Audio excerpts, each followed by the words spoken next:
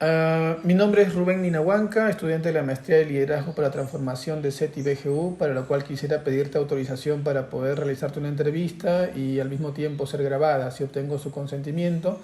Del mismo modo, quiero señalarte que en caso no quisieras que tus datos, nombres o cualquier otra información sensible que se produzca durante la entrevista puedas señalarme para que sustraiga o lo mantenga en reserva. ¿Estás de acuerdo, señor Sebelio Cayap Gempequit? Sí, sí, estoy de acuerdo. Sí, perfecto. Ok, mira, entonces quisiera hacerte algunas preguntas, Evelio. ¿Cuáles son las principales problemáticas de tu comunidad actualmente? Bueno, actualmente el problema fuerte que estamos enfrentados en estos días, meses del año es, son actividades mineras que vienen realizando los foráneos, la que es la minería, tala ilegal y el narcotráfico en la provincia de Condorcanqui y el distrito del Cenepa. Mira, según las noticias y las resoluciones del Estado peruano, se han reconocido a 3 personas defensoras de derechos humanos, las cuales tú también formas parte y entiendo que son como parte de la Iglesia Evangélica de Nuevo Canam. La señora Agustina, que es hija del pastor, ¿no? Igual el señor Ortiz Baituj. Y quería preguntarte, ¿por qué te motiva a defender el territorio indígena o el medio ambiente en general? ¿Qué es lo que te motiva a ti estar involucrado en estos temas? Bueno, la que venimos defendiendo nuestro territorio, es porque el territorio es como una casa, es como una hábitat donde nosotros nos desempeñamos diversos labores en el mismo territorio. Entonces, en el territorio tenemos series de plantas medicinales, tenemos series de recursos naturales donde nos desempeñamos y desarrollamos como tales. Entonces, por eso es que nosotros defendemos nuestro territorio y cuidamos, porque si no lo cuidáramos, no tuviéramos los recursos naturales que nos proveen. Claro. La planta medicinal, los alimentos, plantas frutales, todo animales que tenemos, los peces, todos esos recursos que tenemos es lo que nos proveen. Claro, entonces sobre ello nos desarrollamos nosotros como pueblos indígenas. Hasta ahorita los pueblos están ahí viviendo, ¿no? Entonces, por esas razones es la que defendemos nosotros nuestro territorio. Claro, yo te entiendo, ¿no? O sea, defender el territorio implica defender el bosque, defender los animales, las plantas, pero ¿por qué? ¿Por qué tú y por qué quizás esa preocupación no está quizás de otras personas en la comunidad o en otras localidades, ¿no? ¿Por qué tú crees que la gente sea, no sé, qué es lo que tiene adentro del corazón quizás que hace que uno pueda defender el bosque? Bueno, cada uno tenemos nuestros corazones, nuestra identidad de defender nuestro territorio, porque tenemos yo personalmente tengo concepto muy claro desde que mis padres, mis abuelos, mis abuelas me han heredado conocimientos tradicionales que son muy importantes como para desempeñarme y desarrollarme como tal. Pero hay otras personas, jóvenes recientes, no tienen ese concepto. Le faltan entender qué es el territorio, por qué es importante. Saben muy bien que es importante el territorio, los recursos que tenemos, pero ellos, por la misma necesidad que hay muy fuerte, entonces quieren ganar plata fácil Entonces, para poder ganar plata fácil, ahí está la disposición libre de los recursos naturales, como para que puedan vender y vivir con ese dinero y comprar sus ropas, alimentos, todo ese tema, ¿no? Entonces el tema de salud es muy importante. Entonces ellos tienen otro concepto, los jóvenes. Entonces, en cambio los viejos que contamos, ellos no tienen ese concepto de necesidad de vender los recursos y vivir de ello. Entonces, hay prácticamente dos grupos, ¿no? La generación antigua, que son muy conservadores, protectores de recursos naturales. En cambio, ahora los jóvenes son un grupo de jóvenes que quieren ganar plata fácil, sin trabajar.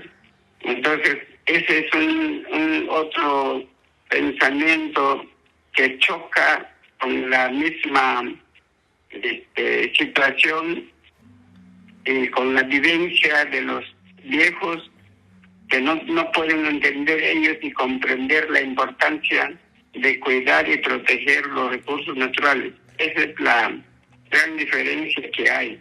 Claro, tú mencionabas algo que me ha llamado la atención ahí, Isabel. Tú decías, a mí mis padres me educaron con valores que quizás sean valores que no tienen los jóvenes de ahora, ¿no? Y ahí yo quería preguntarte algo. ¿Tú crees que esos valores que tú aprendiste tienen alguna relación directa con alguna iglesia quizás o con la forma de mirar a Dios? No con esa mirada, sino que mis padres, mi mamá, mi papá, mis abuelos han tenido una herencia del conocimiento de mis bisabuelos, ¿no? Que ellos transmitieron a través de la toma de ayahuasca, transmiten conocimientos sobre la importancia de la naturaleza, sobre la importancia de los recursos naturales, sobre la importancia de la tierra y el territorio. Entonces, ya conocimientos ancestrales vienen a ser, transmitidas por generación. Entonces mi papá y mi mamá me involucraron en ese tema de que es importante tener conocimiento sobre los recursos naturales, por qué y para qué nos sirve. Entonces, yo he aprendido sobre ese tema, ¿no? Entonces, si una persona no aprende, por ejemplo, el uso de los bijucos, que viene a ser el tamshi, para hacer la canasta, entonces he aprendido que hay que cuidar el tamshi, el bijuco, para hacer la canasta, y que tenemos que cuidarla, entonces que tenemos que protegerla. En cambio ahora los jóvenes no conocen esa parte del concepto de los recursos naturales, que son muy importantes como para el desarrollo sostenible. Claro. Entonces ahora ese concepto han perdido los jóvenes prácticamente. Claro. En cambio, la generación mía no hemos perdido, algunos no hemos perdido, porque ya tenemos conceptos ya interiorizados, cosa que los recursos que encontramos en la selva tienen un significado, tiene una importancia de procesar, por ejemplo, hacer canasta. Es importante cuidar el tamshi para poder confeccionar la canasta. Por ejemplo, la yarina es como para construir la casa. Huacrapona, por ejemplo, es para hacer la cerbatana. Entonces, cada recurso natural tiene importancia como para hacer algún material de uso cotidiano, doméstico. Entonces son conocimientos que hemos podido adquirir, y por eso ese conocimiento es lo que nos conlleva de no depredar los recursos naturales que acabo de mencionar. Pero, En cambio ahora los jóvenes no tienen ese conocimiento, tampoco tienen, ¿cómo se llama?, prácticas tradicionales como para que puedan decir, ya ese recurso no tienes que depredar, desaparecer, porque por algo no sirve, sino ellos solamente van a mirar una cuestión económica, ya debo cortar como para poder vender. Puede ser ese recurso, puede ser planta medicinal, pero por desconocimiento de ese recurso, tienen que tumbarse. Entonces, algo parecido ocurre, por ejemplo, realizar las actividades mineras ilegales. Ya, como es una playa, tienes que trabajar el oro, pero no sabes que en esa playa hay recursos que nos sirve y que nos provee a las personas humanas, porque de ahí toman agua, de ahí pescan, y por desconocimiento tienen que trabajar el oro para sacar el dinero. Claro, entonces son conocimientos que se han perdido por esta generación. Claro. Sebelio, una pregunta. ¿Tú cuántas veces has tomado ayahuasca? Yo he tomado 11 veces. Y es para despertar tu espiritualidad, supongo, ¿no? Sí, para despertar mi espiritualidad y al mismo tiempo para medicarme, porque son medicinas curativas, no en diabetes, sino en otros medicamentos, por otras enfermedades, ¿no? Entonces, claro, yo he tomado para tener una visión integral, para poder tener el buen vivir, para eso he tomado. Sebelio, ¿cómo crees tú que Dios está presente en los problemas de las comunidades del Cenepa? Bueno, Dios está en todo, Dios está en las plantas, Dios está en el río, Dios está en el aire, Dios está en todo lugar y en todo momento, ¿no? Dios ha hecho las plantas medicinales para que podamos curarnos, para que podamos dialogar, compartir ese conocimiento tradicional sobre los recursos naturales. Dios nos ha dejado que nosotros dialoguemos con las plantas medicinales. Dios nos ha dejado que dialoguemos con los cerdos. Dios ha dejado el río para que podamos dialogar. Se dialoga a saber cómo. Cuando tú tomas el ayahuasca, con los cerros grandes o con las cataratas, tú puedes compartir, tú puedes experimentar, tú puedes escuchar a un viejo cantando y ese canto te asimila y te adopta alguien más. O prácticamente del poder ya vas teniendo otro poder y vas teniendo poder del río, vas teniendo poder de la catarata, o vas teniendo poder, por ejemplo, del canto mismo que un viejo te canta. Prácticamente te alimenta la espiritualidad y de esa manera ya vas empoderando el buen vivir, el tajímaco, porque si no tomaste ninguna planta medicinal, prácticamente eres solo. En cambio, cuando tú hayas tomado la suficiente planta medicinal, prácticamente ya tienes como 5 hermanos, 6 hermanos que te están protegiendo, que te están dando poder para que tú puedas tomar decisiones, para que tú puedas dialogar, para que tú puedas desempeñarte mejor. Entonces, ese es el buen vivir, el tajímaco. ¿Tú crees que esa toma de ayahuasca puede ser considerado como un bautismo, como lo llamamos también en el cristianismo? ¿No? Sí, perfectamente. perfectamente, porque yo no niego el cristianismo, existe el Dios Todopoderoso, que nos da la vida, que nos protege y que nos cuida espiritualmente. Las plantas también tienen su poder del espíritu, que cuando ya tomas tu ayahuasca, te está dando valor espiritual, te está dando fortalezas, te está dando poder más allá del hecho. Entonces con eso ya tú puedas empoderar mejor, desempeñarte mejor, o de repente hablar bien, sostenerte como tal.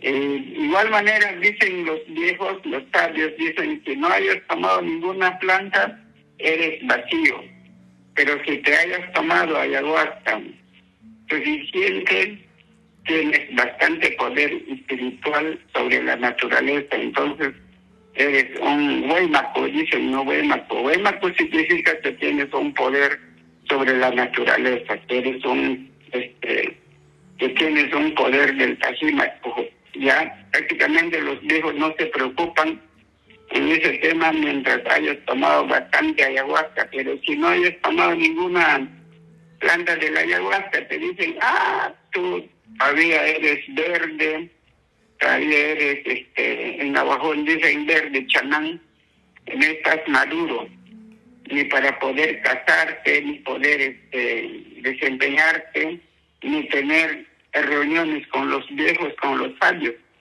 Entonces eres vacío de conocimiento, del poder, todo ese tema, ¿no? Entonces es muy importante de que tengamos que tener la espiritualidad sobre la naturaleza. Una pregunta ahí, Sebelio. ¿Tú crees que la iglesia debe preocuparse por los problemas de la comunidad? Por supuesto que sí. ¿Por qué? Por supuesto que yo estoy de acuerdo que la iglesia como tal, o los creyentes, deben unirse o debemos de unirse para tener fuerza y responder las necesidades y las problemáticas existentes, porque hay un vacío espiritual en la misma comunidad. La gente, como te digo, a veces no están unidas, no están organizadas como tal cual. Entonces cualquier foráneo o cualquier empresa o cualquier necesidad que presenten o problemas, entonces ¿a quién lo buscan? Al final, cuando hay un problema, un sabio, un huaymaco, uno que haya vivido Tajímac o alguien que viva Tajímac, pues a ellos lo acuden. Entonces, si la iglesia no tiene ese concepto de la espiritualidad o ese concepto del poder, entonces ¿de qué manera la iglesia ayuda? Entonces ese es el tema muy importante, ¿no? Entonces claro, tienen que organizar y tener ese tema. Solo dos cositas. ¿Qué es Tajímac Pujut para ti? Y Tajímac Pujut es vivir bien, tener visión clara, tener conocimiento claro sobre la naturaleza. Tajímac Pujut es vivir bien, sin obstáculos, sin necesidad de alguien. Eres ¿cómo se llama? El quien vive bien. Uh-huh. Ese es el Tajímac, el vivir bien. Claro. Y cuando tú dices... Y que no te falte la comida, y que no te falte, pobrecito, estoy sufriendo, no tengo polo, no tengo que comer. Eso no es Tajímac. Tajímac es tener chakra propia, tener perros cazadores, tener una esposa que sepa hacer el masato, tener criadero de gallinas, tener ¿cómo se llama? Todo ese tema es la que se llama Cajimat. Pero si una persona quiere vivir como Cajimat y que no tenga pollos, y que no tenga perros, y que no tenga chacra, y que no tengan casa propia, y que no tenga la tierra, esa persona no es Cajimat. Esa persona más bien es pobre, no tiene visión, no tiene espiritualidad sobre la naturaleza. Entonces esa persona es vacío. Esa persona no puede aconsejar a ninguna persona. Más bien esa persona no es de la necesidad, sino esa persona más bien necesita de alguien que tenga poder y alguien que le aconseje o que le oriente. Y ese es el tema del Cajimat. ¿Alguna vez has escuchado sobre misión integral? Bueno, sí he escuchado visión integral, pero esa visión integral, mientras tú o alguien no sea, que no tenga Cajimat, esa visión prácticamente es frustrada y fracasada.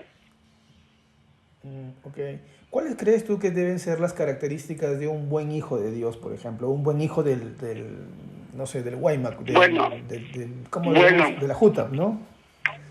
Como el buen hijo de Dios en esta tierra, tenemos que tener toda esa gama de conocimiento del Cajimat. Ese es uno, porque Dios ha dicho bien claro en la Biblia que con el sudor de tu frente comerás, ¿no?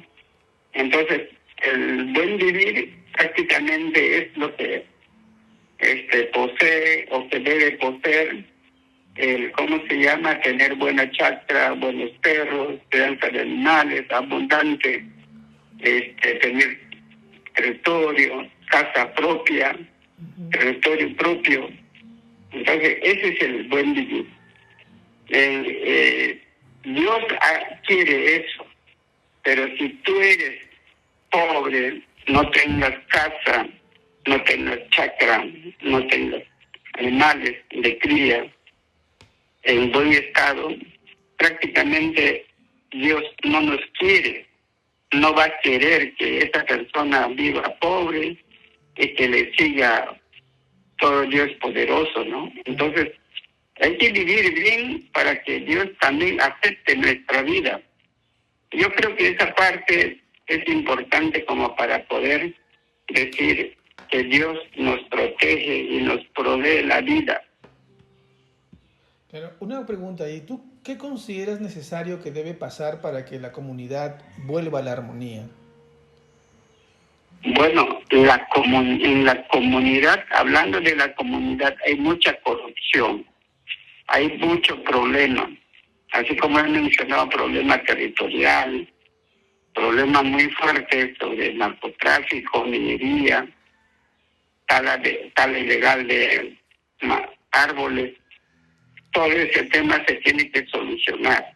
Eso ocurre porque hay una necesidad muy fuerte, hay un abandono del Estado, pero para Dios se tiene que organizar mejor como para evitar todo ese problema, y lo más importante es la organización.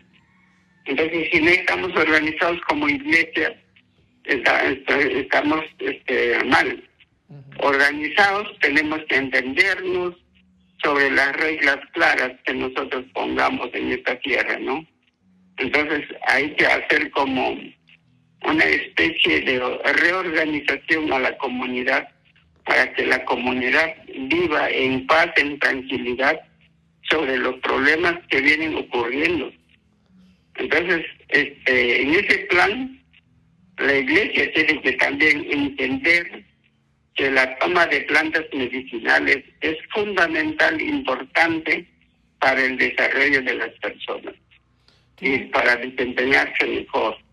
Y el buen Cajimat tiene que empatar con lo que dice la Biblia, ¿no? Que hay que vivir bien, organizados, entendiéndonos entre hermanos.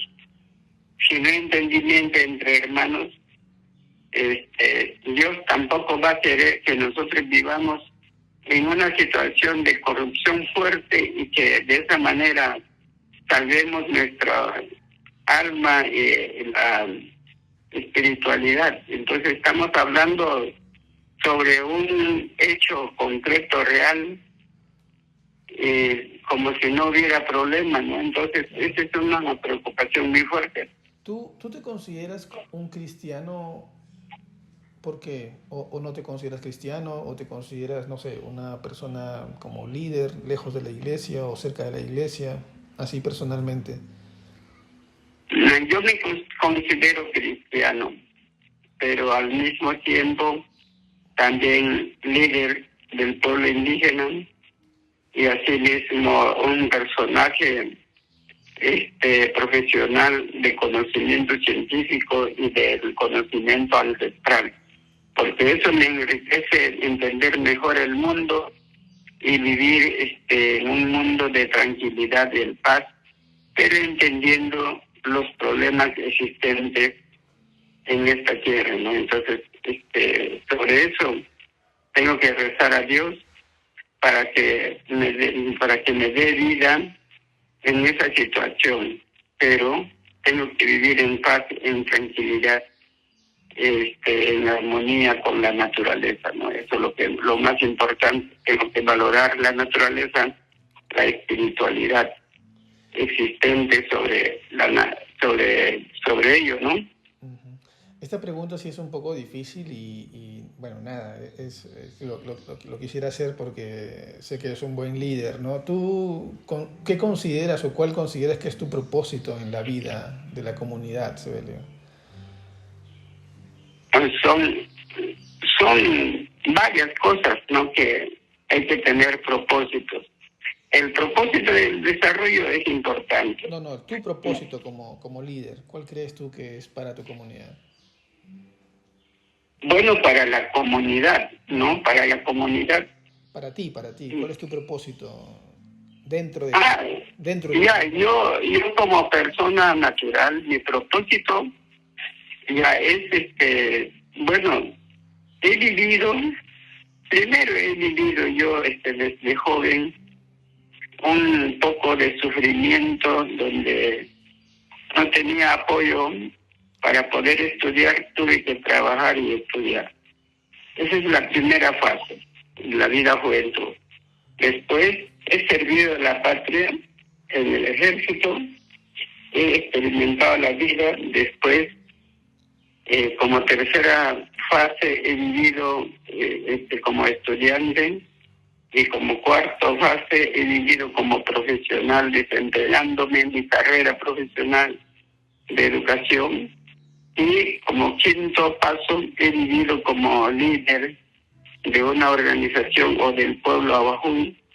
Y el cuarto he vivido como profesional, pero luchando frente a los problemas de la minería, del petróleo y de la corrupción, ¿no? Enfrentando con el sistema neoliberal. Entonces he tenido series de choques y ahora estoy viviendo con un problema muy fuerte de enfermedad, de diabetes, sobre las luchas, sobre los problemas que haya enfrentado. Pero Dios es grande, Dios es todopoderoso. Por algo he vivido, por algo he luchado, por algo he trabajado. Al final ahorita estoy con diabetes. Todo por ese problema que yo haya vivido, he pensado mucho, he buscado estrategias muy fuertes para poder enfrentar y ganar los casos a las empresas, al Estado mismo, y todo ese tema me ha conllevado a este mal, pero tampoco me duele porque son consecuencias, son resultados que uno lo vive. para defender la comunidad, para defender el territorio y el bosque. Entonces, ese es las experiencias vividas, y lo que deseo es que las comunidades tienen que organizar, reorganizar y vivir bien y defender bien su territorio, los recursos naturales, antes de que se agoten y que no lleguen al problema y después puedan sufrir de hambre, la miseria, y que vivan al final no Tajimapot, sino que vivan las personas empobrecidas, teniendo recursos naturales suficientes como para que puedan desempeñarse y desarrollar sosteniblemente como tales. ¿Tú crees que la Biblia nos enseña a proteger el ambiente, Sebelia? Sí. ¿Cómo crees eso? Yo considero que la Biblia, con todo lo que habla los testamentos, habla la vida. Cuando habla de la vida, de salvar, de la salvación, es sinónimo de defender el territorio, porque sin territorio no hay vida, sin el bosque no hay vida. Eso es lo que entiendo. Okay. ¿Y tú tú crees que Dios permite que las actividades ilegales estén en la cuenca del Cenepa? Yo creo que Dios no permite, pero las personas son las que de repente violan o de repente perturban lo que Dios no quiere. Entonces Dios no va a querer que los recursos naturales se hagan tal cual como se está haciendo desastrosamente para llevarse la riqueza. Yo creo que Dios ha dejado los recursos naturales para que la gente viva sosteniblemente sin agotamiento de los recursos naturales. Pero en estos casos, en estos momentos, la gente saca los recursos naturales y utiliza desastrosamente con violencia, y eso es lo que no se permite, y tampoco Dios creo que no va a permitir todo el tema de desastre natural que Él ha creado. Sebelio, tú durante la conversación de verdad que ha sido bastante bonito, porque me has llevado a un encuentro espiritual con prácticas muy culturales, ¿no? Desde la ayahuasca, desde la educación de los padres para los valores, desde este encuentro con la naturaleza y también sobre la iglesia, ¿no? Sobre la iglesia misma, sobre Dios. ¿Tú crees que es necesario quizás hacer una educación teológica en la cuenca del Cenepa? Mira, así como la educación ambiental, ahora muchos hablan de la educación ambiental, economía ambiental, que antes no se hablaba. Hace mucha falta la educación, la educación religiosa existe, pero son teorías, son incipientes conocimientos, pero si existiera realmente una educación teológica basada en la Biblia, basada en la espiritualidad del Santísimo Cristo, entonces la gente aprendería o tendría otro concepto diferente. Y como no se está llevando a cabo tal cual como debe ser, por ejemplo, solamente se festeja Navidad, Año Nuevo, Semana Santa, nada más. Pero no se conlleva la vida del catolicismo. Entonces, está vacío prácticamente. Está muy vacío. Pero si hubiera una educación teológica en las comunidades, la comunidad tuviera una orientación basada en la Biblia, tendría otro concepto muy diferente, una comunidad religiosa, considerable, consciente. Entonces tuviera otro concepto, ya no hubiera violencia sexual de menores, ya no hubiera tanta destrucción de los recursos naturales, ya no hubiera corrupción, ya la misma gente fuera consciente, ¿no? Entonces, eso es lo que yo estoy analizando, si hay tantas religiones, pero que la gente y la corrupción no cesan, más bien hay aumento de la corrupción. Entonces, ¿con qué? ¿Con qué remedio se puede mejorar? Tú mismo ahorita has mencionado que una educación teológica podría reorientar a la gente y la comunidad y la población. Vale. Bueno, la sociedad. Gracias, Evelio. De verdad que ha sido una conversa bastante profunda, sobre todo porque hay cosas allí que se traslapan con un poco la mirada cristiana muy tradicional también, ¿no? Y tú tienes también prácticas culturales que son bastante interesantes y que de alguna forma también tienen ciertos matices o se traslapan, digámoslo así, con una mirada mucho más cristiana, ¿no? Nada, muchísimas gracias, Evelio, por tu tiempo y por este espacio.